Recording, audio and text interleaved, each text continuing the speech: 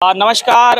243 पूरे लोकसभा सीटों पे लगभग रुझान आ गए हैं और ये रुझान इस ओर इशारा करते हैं कि जो इंडिया गठबंधन है वो तेजी से बढ़ रही है। हालांकि एनडीए गठबंधन ने सबसे ज़्यादा बढ़त बना कर रखी हुई है, लेकिन कहीं ना कहीं इंडिया गठबंधन भी उस रेस में अब शामिल है, क्योंकि एनडीए को करीब 256 सीटें दिख रही हैं जो उनके खाते में आ रही हैं और इंडिया गठबंधन को 230 सीटों का अभी तक जो है बढ़त दिखाई दे रही है। यानी कि कहीं ना कहीं ये जो रेस है अभी ये जारी है और इस रेस में इंडिया गठबंधन भी एनडीए गठबंधन के पीछे पीछे लगी हुई है।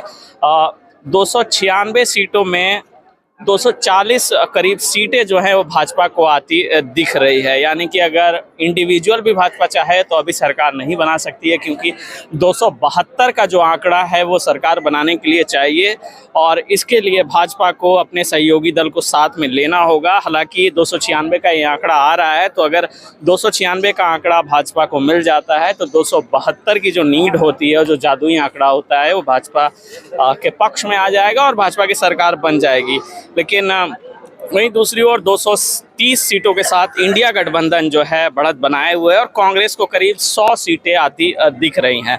बात हम करें तो छत्तीसगढ़ की, तो छत्तीसगढ़, उत्तराखंड, दिल्ली और हिमाचल में भाजपा क्लीन स्वीप कर रही है। यानी कि जितनी भी सीटें हैं उस लोकसभा पे, उन सारी सीटों पे भाजपा बढ़त बनाए हुए दिख रही है या फिर जीतते हुए दिख रही है।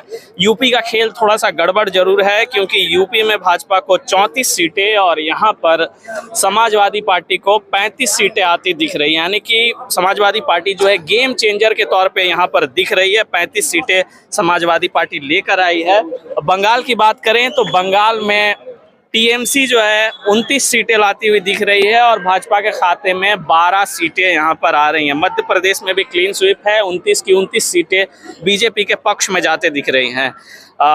इसके अलावा हम बात करें बिहार की, तो बिहार में जो है जदयू 14 सीटें और आंध्र प्रदेश में टीडीपी 16 सीटें ला रही है।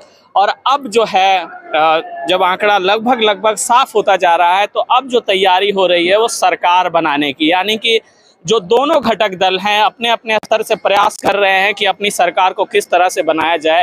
भाजपा जो है अपनी सरकार को कैसे बनाए उसके लिए प्रयासरत है। जो जादुई आंकड़ा है 272 का वो लाते हुए दिख रही है, लेकिन यहाँ पर कहीं ना कहीं जो इंडिया गठबंधन है उसका प्रयास भी जारी है। शरद पवार जो एनसीपी के बड़े नेता हैं, उन्होंने स्पष्ट तौर पे कहा है कि नीतीश कुमार और चंद्रबाबू नायडू से बातचीत जारी है। यानी कि दूसरे खेमे से भी बातचीत जारी है। चंद्रबाबू नायडू के खाते में 16 सीटें और जेडीयू के खाते में 14 सीटें आती हुई दिख रही हैं, यानी कि कुल 30 सीटें। ऐसे में अगर इंडिया गठबंधन 240-42 तक भी पहुंचती हैं आंकड़ा, और ये दो पार्टियां अगर इंडिया गठबंधन के साथ मिल जाती हैं, उनको समर्थन करती हैं, तो इंडिया गठबंधन भी यहाँ पर सरकार बना सकती है। यानी कि संभावना दोनों ओर से खुला है। इसके लिए थोड़ा सा समय लगेगा। हालांकि जब देर शाम तक परिणाम पूरी तरह से स्पष्ट होकर साफ आएगा तो स्थितियां स्पष्ट हो पाएंगी।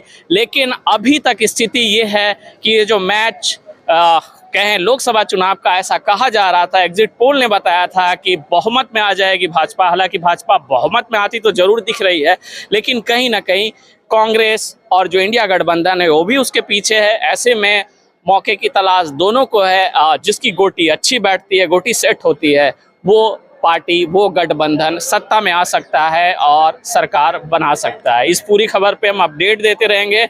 आगे जो भी जानकारियां होंगी आपके बीच साझा करते रहेंगे। देखते रहिए हमारे साथ न्यूज़। बेहतरीन खेतों से आती है लक्ष्मी रसोई का प्रीमियम क्वालिटी हल्दी पाउडर, जो है हल्दी के गुणों से परिपूर्ण और जो रखे आपकी सेहत का ख्याल, हर डिश की रंगत और उसकी स्वाद बढ़ाए। लक्ष्मी रसोई का प्रीमियम क्वालिटी हल्दी पाउडर आज ही घर ले आइए।